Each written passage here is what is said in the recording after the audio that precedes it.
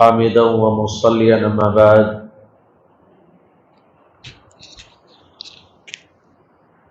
قال النبي صلى الله عليه وسلم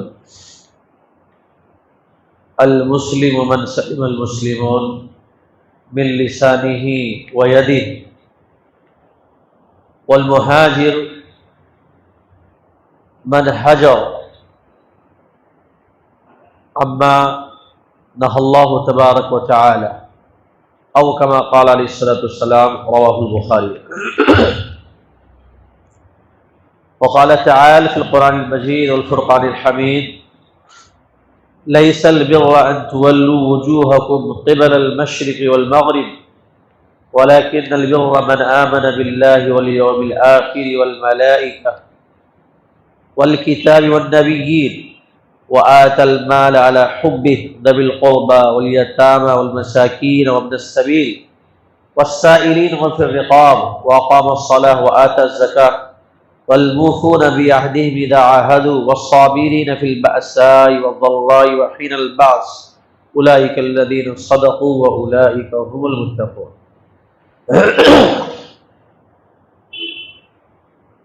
محترم بزرگان، دوستو اور عزیز ساتھیو،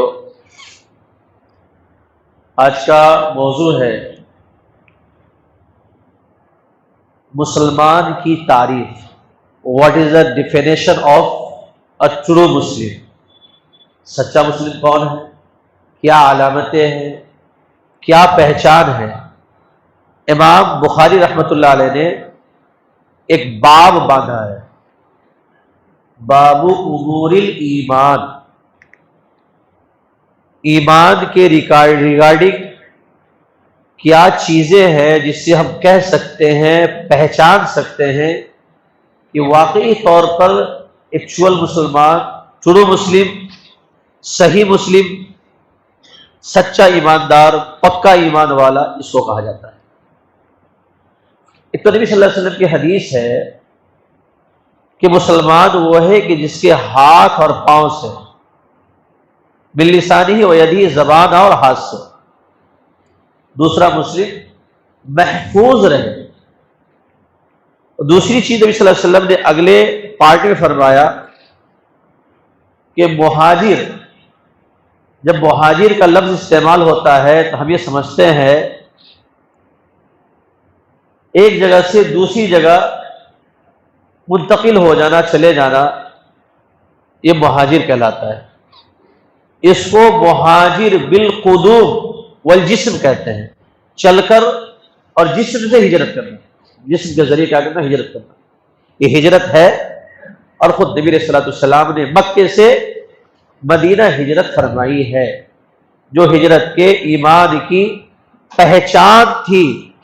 جو مہاجر بن سکے وہ ایمان والے کہلائے. اسی طرح سے جنہوں نے ہجرت نہیں کی، تمام اسباب کی موجودگی میں کوئی مجبوری نہیں تھی، ایمان پر کروس کا نشان تھا. ہجرت ایمان کی بڑی علامت تھی، اسی لیے مکے سے تمام صحابہ نے ہجرت کی. ہاں، ضعفاء، کمزور، بوڑھے، عورتیں تو ہجرت کرنے کے لائق ہی نہیں کر سکے. اللہ تبارک و تعالیٰ نے قرآن مجید میں ان کو کیا کر دیا؟ ایکسیپشن کر دیا ہے کہ چلو یہ ہجرت نہیں کی تو چل جائے گا، لیکن جو کر سکتے تھے کرنی پڑی، ورنہ ایمان پہ کٹ کا نشان لگ رہا تھا. اللہ کے نبی صلی اللہ علیہ وسلم نے فرمایا کہ مہاجر وہ ہے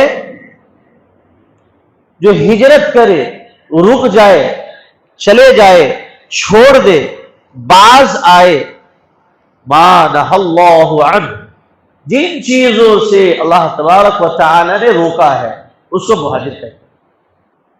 جن چیزوں کے کرنے سے اللہ نے منع کیا ہے اور رک جائے بندہ، اس کو مہاجر کہتے ہیں. جن چیزوں کو کرنے سے اللہ تبارک و تعالی نے منع کیا ہے، وہاں پر ایک نشان لگایا ہے، ایک لمٹ پیدا کی ہے، ایک حد بندی کی ہے. تلک حدود اللہ، یہ اللہ کی حدیں ہے، پار مت کر رہا. ومن یعص اللہ ورسولہ، جو اللہ کی حد کو پار کرے گا فإن له نار جہنم، اس کے لیے کیا ہے؟ جہنم کی آگ ہے. اللہ نے جو حد بندی کر دی ہے اسی حد میں رہنا ہے، وہی ہماری آزادی ہے. یہاں پر بڑا مسئلہ آتا ہے کہ لوگ کہتے کہتے یہ کہہ ڈالتے ہیں کہ اسلام نے پابندیاں لگائی ہے. آپ میں سے اتنے سارے لوگ بیٹھے ہوئے ہیں, چڑیا گھر پہ کن کن کو اعتراض ہے بتائیے؟ آپ لوگ کو اعتراض ہے چڑیا گھر پہ کہ چڑیا گھر میں شیر کو بند کر رکھا ہے, باغ کو بند کر رکھا ہے, جانوروں کو بند کر رکھا ہے. چڑیا گھر میں جو بند ہے, قید و بند ہے, ان کی آزادی کے حساب سے ہے, ان کی آزادی کے حساب سے ہے. اگر شیر کو چھوٹے بند کمرے میں دے دے ہم کیا بولیں گے؟ ظلم ہے. چڑیا گھر میں کیا ہے؟ ظلم ہے. لیکن بڑا سا ایریا ہے, جنگل ہے, جنگل ٹائپ کا بنا رکھا ہے, گوفا ٹائپ کا بنا رکھا ہے, کھانے کو ملتا ہے, پینے کو ملتا ہے. ہم کیا کہتے ہیں؟ چڑیا گھر میں بھی کیا ہے؟ وہ آزاد ہے. کوئی نہیں کہتا ہے غلط, کوئی کہتا ہے غلط ہے؟ کوئی نہیں کہتا. بڑے سے بڑے دانشور وہ بھی نہیں کہتا ہے بھائی چڑیا گھر کو ختم کیا جائے, کوئی کہتا نہیں کہتا ہے. مچھلیوں کو پالتے ہیں, کوئی نہیں کہتا ہے کہ غلط ہے. اس کی وہی آزادی ہو جاتی ہے, اسی کو وہ آزاد سمجھنے لگتے ہیں. وہ ایک لمٹ بنی ہوئی ہے, اسی لمٹ میں رہ کر وہ آزادی انسان محسوس کرے گا. اللہ تبارک و تعالیٰ نے جو حد بندی کی ہے, اس حد بندی میں ہم مکمل آزاد ہیں. اللہ کی قسم ہم آزاد ہیں. قرآنی قانون کے حساب سے, اسلامی شریعت کے اعتبار سے, اسلامی قانون کے اعتبار سے, شریعت لا کے اعتبار سے ہم مکمل آزاد ہیں. مکمل. کون کہتا ہے کہ پابندی ہے؟ حد میں رہے تو کوئی پابندی نہیں ہے. ہم چھوٹے سے گھر میں بھی رہ لیتے ہیں, ہم کہتے ہیں کہ بڑا سا گھر چاہیے, میدان چاہیے, بڑا سا ایریا چاہیے, گھر میں ساری سہولات ہو, دنیا کے سارا مارکیٹ ہمارے گھر میں. کوئی نہیں کہتا, آزادی ہے. اسی گھر میں انسان کیا آزاد محسوس کرتا ہے. کوئی گھر کی دیوار کو نہیں توڑ دیتا کہ ہوا نہیں آ رہی ہے, کھلی ہوا نہیں آ رہی ہے, کھلی دھوپ نہیں آ رہی ہے, نہیں توڑتا کوئی بھی, بلکہ اس کو اور سنوارتا ہے, ٹائلس لگاتا ہے, پینٹنگ ڈینٹنگ کرتا ہے, لائٹیں لگاتا ہے اپنی سہولت کے لیے. اللہ تبارک و تعالیٰ نے ہمارے لیے ساری سہولتیں پیدا کی ہوئی ہے قوانین شرعیت میں, کہ شریعت کے قوانین میں رہ کر ہم مکمل آزاد ہیں, مکمل آزاد ہیں. اسی لیے صحابہ کی زبان سے اسلام کے کسی قانون پر کوئی اعتراض ثابت نہیں ہے, کوئی اعتراض ثابت نہیں ہے. آج ہمارا مسلم بھائی کیا کر ڈالتا ہے, ان سے بھی زبان, ارے اسلام کا یہ قانون ہے, اسلام کا. افسوس کی بات ہے نا, یہ ایمان کے لالے پڑے ہوئے ہیں, ایمان خطرے میں ہے کہ اگر ہماری زبان سے بات نکل جائے کہ اسلام کا یہ قانون, اتنا بھاری قانون ہم سے نہیں ہو سکے گا. اگر کوئی کہہ دے ہم سے نہیں ہو سکے گا, ایمان کی کس قدر ضعف ہے, کس قدر کمزوری ہے. تو اصل میں کہہ رہا تھا, مسلم کا ڈیفینیشن بیان کر رہا تھا. مسلم کہتے ہیں کہ جن چیزوں سے اللہ تعالیٰ نے روکا ہے بندہ اس سے رک جائے. اللہ تبارک و تعالیٰ نے صاف لفظوں میں فرمایا ہے کہ صرف مشرق و مغرب کی طرف چہرہ کر لینا, مشرق و مغرب کی طرف رخ کر لینا, اسی کو تم صرف نیکی سمجھتے ہو, اسی کو تم ایمان سمجھتے ہو, یہی اس کی بھلائی ہے. وَلَكِنَّ الْبِرَّ مَنْ آمَنَ بِاللَّهِ, نیکی جاننا چاہتے ہو؟ اللہ تعالیٰ نے پوری لمبی لسٹ بیان کی ہے, جس کو بخاری نے باب امور الایمان سے ذکر فرمایا کہ ایمان کے امور کیا ہے. جب امور کی پابندیاں کریں گے, امور کے پیچھے چلیں گے, امور کے مطابق چلیں گے, تب صحیح معنوں میں ایمان والے کہلانے کے لائق ہوں گے. ایک اور چیز اس کے بیان سے پہلے, ہم اس وقت تک ایمان والے نہیں کہلا سکتے. والذی نفسی بیدی, جس کے قبضے محمد صلی اللہ علیہ وسلم کی جان ہے. اللہ نبی صلی اللہ علیہ وسلم نے فرمایا, لا یؤمن احدکم حتی اکون احب الیہ من والدہ وولدہ او کما قال علیہ الصلوۃ والسلام, رواہ البخاری. امام بخاری رحمۃ اللہ علیہ کی جو حدیث پیش کی ہے کہ انسان اس وقت تک ایمان والا ہو ہی نہیں سکتا, ایمان والا ہو ہی نہیں سکتا جب تک کہ نبی صلی اللہ علیہ وسلم سب سے زیادہ محبوب نہ ہو جائے انسان کے باپ سے, انسان کی اولاد سے. اور دوسری روایت میں ہے والناس اجمعین, تمام لوگوں سے سب سے زیادہ محبوب جب تک تم آقا نامدار حضرت محمد صلی اللہ علیہ وسلم کو نہ مان لو, اس وقت تک تو ایمان والے کہلا ہی نہیں سکتے ہو. حب رسول، پتہ چلتا ہے کہ حب رسول، محبت رسول، عشق رسول، نبی صلی اللہ علیہ وسلم سے محبت، یہ ایمان کی سب سے بڑی علامت، ایمان کی سب سے بڑی پہچان ہے۔ اگر حب رسول نہ ہو، محبت رسول نہ ہو تو آپ مومن نہیں ہے، مومن ہو نہیں سکتے۔ اور وہ بھی کیسی؟ سب سے زیادہ محبوب آپ صلی اللہ علیہ وسلم کو مانتا ہے۔ علماء نے، محدثین نے تشریح کی اس حدیث کی اور فرمایا کہ آپ صلی اللہ علیہ وسلم سے جو محبت ہے یہ فطری محبت نہیں ہے، نیچرل محبت نہیں ہے، پیدائشی محبت نہیں ہے۔ آپ صلی اللہ علیہ وسلم پیدائشی محبت نہیں ہے، اسی لیے کہ آپ صلی اللہ علیہ وسلم سے جس نے ایک بار محبت کر لی، محبت میں اضافہ ہوتے رہنا چاہیے، محبت میں اضافہ ہوتے رہنا چاہیے، وہاں کمی نہیں ہونی چاہیے۔ محبت کا تقاضا یہ نا، محبت اسی کو کہتے ہیں بڑھتے رہنا چاہیے۔ ماں باپ بچوں سے جو محبت کرتے ہیں وہ فطری محبت ہے، پیدائشی محبت ہے۔ بچہ چھوڑ بھی دیتا ہے، ماں باپ چھوڑ بھی دیتے ہیں، کبھی بچے جو ہے ماں باپ کو چھوڑ دیتے ہیں، برا بھلا بھی کہہ دیتے ہیں، فرما برداری بھی ہوتی ہے، نافرمانی بھی ہوتی ہے، کبھی اعلان کر دیتے ہیں، کبھی ماں باپ کہہ دیتے ہیں نافرمان بچہ ہے، ہم نے بے دخل کر دیا ہے، کبھی بچے ماں باپ کو بے دخل کر دیتے، ہوتا نا، فطری محبت ہے، فطری محبت۔ ہچکولے کبھی کبھی کھاتے رہتے ہیں، اس کے ساتھ ہچکولے آتے رہتے ہیں، لیکن نبی علیہ الصلوۃ والسلام سے جو محبت ہے وہ عقلی محبت ہے، عقلی، عقل کے ذریعے نبی صلی اللہ علیہ وسلم سے محبت کرنی ہے ہمیں۔ عقل کے ذریعے کیسے؟ نیچرل محبت اس لیے نہیں ہے کہ پیدائش سے ہم نے نبی صلی اللہ علیہ وسلم کو دیکھا ہی نہیں، نیچرل محبت ہو سکتی ہے، پیدائشی محبت کبھی نہیں۔ ماں باپ جیسی محبت اسی لیے نہیں ہے کہ آپ صلی اللہ علیہ وسلم ہمارے روحانی باپ تو ہے لیکن پیدائشی باپ نہیں ہے، اس لیے نیچرلی محبت بھی نہیں ہے۔ آپ صلی اللہ علیہ وسلم کو ہم نے تو دل و جان سے پہچانا ہے، ہم نے عقل سے پہچانا ہے، اس لیے آپ صلی اللہ علیہ وسلم سے محبت میں انکریزمنٹ ہے، بڑھوتری ہے، بڑھتی چلی جاتی ہے۔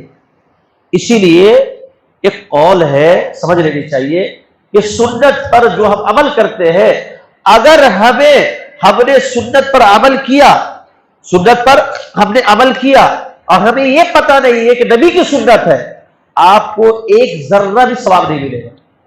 بات سمجھ لیجئے گا، محبت بتا رہا ہوں، آپ سنت پر عمل کر رہے ہیں لیکن آپ کو پتہ نہیں ہے کہ سنت ہے، تو آپ کو سنت کا ثواب ملے گا ہی نہیں، ذرہ بھی نہیں۔ کیوں؟ سنت کا ثواب کب ملے گا؟ جب ہم کوئی عمل حب رسول میں کرے، عشق رسول میں کرے، عاشق رسول ہو کر کرے کہ ہمارے نبی نے یہ کام کیا ہے، ہمارے نبی کی یہ سنت ہے، ہمارے نبی کا یہ عمل ہے، تو ہم اب عمل کس لیے کر رہے ہیں؟ نبی کی محبت میں آ کے کر رہے ہیں، نبی کی محبت میں ڈوب کر رہے ہیں، نبی سے محبت کر کے کر رہے ہیں۔ اسی لیے اگر ہمیں معلوم نہیں کہ سنت ہے تو کوئی ثواب نہیں ہے، اور جب ہم علم کر کے عمل کرتے ہیں، چونکہ نبی کے لیے کام کر رہے ہیں، نبی کی سنت کے لیے کام کر رہے ہیں، اسی لیے آپ کو ثواب ہی ثواب ہے۔ یہ ہے عشق رسول، یہ ہے عشق رسول، یہ ہے حب رسول، یہ ہے محبت رسول۔ اسی لیے اللہ کے نبی صلی اللہ علیہ وسلم نے فرمایا کہ ہر چیز سے زیادہ مجھ سے محبت، اور محبت صرف زبانی نہیں میرے بھائیوں، محبت عمل میں ہونا چاہیے۔ زبان سے کہنا یہ آسان تو ہے، لیکن اس سے زیادہ صحابہ کرام نے آسانی سے دکھلا دیا کہ نبی صلی اللہ علیہ وسلم کی سنتوں پر عمل کرنا اس سے زیادہ آسان ہے۔ ایک بھی سنت بتا دیجیے جو مشکل ہو، ایک بھی سنت ایسی بتا دیجیے آپ جس میں آپ کو دنیا اور آخرت کا فائدہ نہ ہو۔ آج صلی اللہ علیہ وسلم کی جتنی سنتیں ہیں، ان سنتوں میں دنیا کا بھی فائدہ ہے اور آخرت کا بھی فائدہ ہے۔ چھوٹی سی مثال، پیشاب کرنا، بیٹھ کر پیشاب کرنا، آپ صلی اللہ علیہ وسلم زندگی بھر بیٹھ کر پیشاب فرمایا ہے، بیٹھ کر پیشاب کرنا ہی سنت قرار دیا گیا ہے۔ اب کوئی کھڑے ہو کر پیشاب کرے جو سنت کے کیا ہے؟ خلاف ہے، تو دنیاوی فائدہ کیا ہے؟ دنیاوی فائدہ یہ ہے کہ جو لوگ بیٹھ کر پیشاب کرتے ہیں وہ زیادہ سیف ہوتے ہیں میڈیکل لائن سے، سائنس کے اعتبار سے، جو کھڑے ہو کر پیشاب کرتے ہیں۔ کھڑے ہو کر پیشاب کرنے والے کی کبھی کڈنی کا مسئلہ بھی آ سکتا ہے، کبھی جو ہے اس کے اندر جو پیشاب کی تھیلی اس کے مسائل چکے ہیں. جب انسان کھڑے ہو کے پیشاب کرتا ہے تو ڈائریکٹ گرا رہا ہے. اسی طرح سے کھڑے ہو کے پانی پینا، ایک بیٹھ کر پانی پینا، ایک گھٹک گھٹک پانی پینا، اور ایک بنا 3 سانس میں پانی پینا. بتائیے جو 3 سانس میں پانی پیے، بسم اللہ کر کے پانی پیے، دائیں ہاتھ سے پانی پیے اور پھر بیٹھ کر پانی پیے اطمینان سے، اس کو زیادہ فائدہ ہوگا یا کھڑے کھڑے ایک سانس میں پانی پہ اس کو زیادہ فائدہ ہوگا؟ میں سنت سے ہٹ کے بات کر رہا ہوں. دنیاوی لائن سے بتائیے کہ ایک سے زیادہ فائدہ. ظاہر سی بات ہے جو بیٹھ کر سنت کو فالو کر کے فائدہ کرنا. چونکہ ڈائریکٹ جب طب میں لکھا ہے کہ ڈائریکٹ جب پانی ہمارے اندر جاتا ہے تو پانی کا گہرا تعلق کڈنی سے ہے. پانی کا اور پیشاب کا گہرا تعلق کڈنی سے ہے. کڈنی پر آپ کا ایفیکٹ پڑتا ہے جب کھڑے ہو کے پانی پیتے ہیں. آپ صلی اللہ علیہ وسلم نے اپنی سنتوں سے اس کو بچا لیا، کڈنی کے فیلئر سے بچا لیا، کڈنی کی بیماری سے بچا لیا. تو دنیاوی فوائد بھی ہے آپ صلی اللہ علیہ وسلم کی سنت میں اور آخرت کی فوائد بھی ہے. یعنی آپ صلی اللہ علیہ وسلم کی سنت پر عمل کرنے میں دنیا میں بھی بڑا فائدہ، آخرت میں بڑا فائدہ ہے. اللہ تعالیٰ نے کیا فرمایا کہ دیکھیے یہ نہیں ہے کہ مشرق و مغرب کی طرف تم کیا کرو، اپنے رخ کو کرو، اپنے رخ کو پھیر لو، صرف نماز پڑھ لو. صرف یہی نہیں ہے ایمان، صرف یہی نہیں ہے مسلمان، صرف یہی نہیں ایمان کہنے والے، اپنی وضع قدر صرف مومن بنا لینے والے، اپنی شباہت مومن بنا لینے والے، صرف یہی نہیں. وَلَكِنَّ الْبِرَّ مَنْ آمَنَ بِاللَّهِ، لیکن ایمان لاؤ اللہ پر، وَالْيَوْمِ الْآخِرِ، آخرت پر. اللہ پر ایمان اس لیے لانا ہے کہ تمام احکام پر عمل کرے جن کو کرنے کا حکم دیا ہے، اور تمام ان چیزوں سے رکے جن کو رکنے کا حکم فرمایا. یہ ہے آمنت باللہ والیوم الآخر. اللہ تعالیٰ نے یہاں یاد دلایا ایک دنیا ہے، ایک آخرت ہے، مرنا ہے، تم کو ہمارے پاس آنا ہے، اس کی تیاری کر کے آنا، میرے حکم پر عمل کر کے، جن چیز رکتا ہے اس رک کر میرے پاس آنا. آخرت تو میرا والیوم الآخر. والملائکہ، اللہ تعالیٰ نے فرشتوں کو پیدا کیا جو ہماری نظروں سے اوجھل ہے، لیکن قرآن مجید میں ہے ہمیں ایمان لانا ضروری ہے.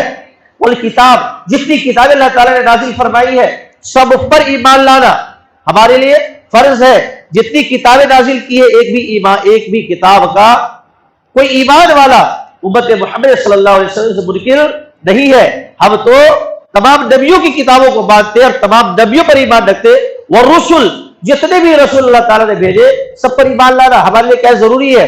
ہم عیسیٰ موسیٰ علیہ السلام کی انکار نہیں کر سکتے جو قرآن نے ذکر کیا ہے. وہ انکار کر کے وہ دائرہ اسلام سے خارج ہو گئے، اور ہم اقرار کر کے ہم تو بڑے خیر الامم بن گئے، بہترین امم بن گئے. اللہ تبارک و تعالیٰ نے آگے فرمایا والکتاب والنبیین وآت المال علی حبہ، اللہ کی محبت میں مال خرچ کرنا ایمان کی پہچان ہے.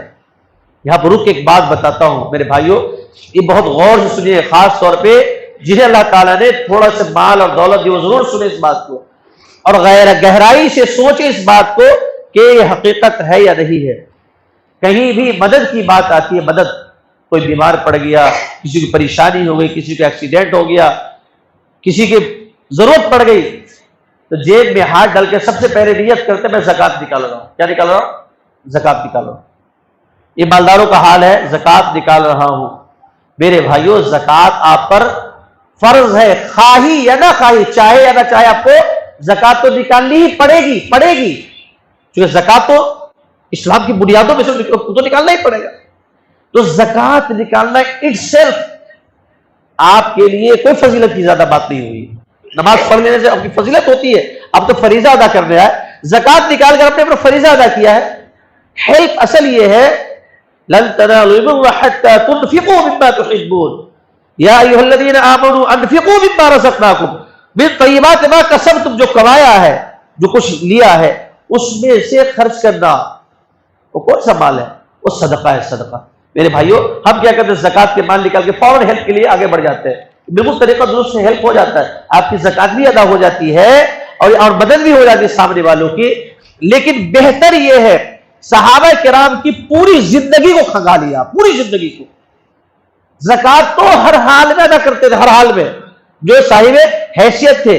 لیکن جب مدد کی بات آتی تھی تو زکات لے کے صرف آگے نہیں بڑھتے تھے. آج ہم صرف زکات لے آگے بڑھتے ہیں، اور اگر آگے مدد کی بات آتی ہے ہم پیچھے ہٹ جاتے ہیں. بھائی میرے پاس زکات کے پیسے کیا ہو گئے؟ ختم ہو گئے. آپ کے پاس جو پیسے رکھے ہوئے ہیں اللہ تعالیٰ سب کے پیسوں کی حفاظت فرمائے. کیا یہ شکل و صورت نہیں ہے جو شکل و صورت پہلے کی تھی؟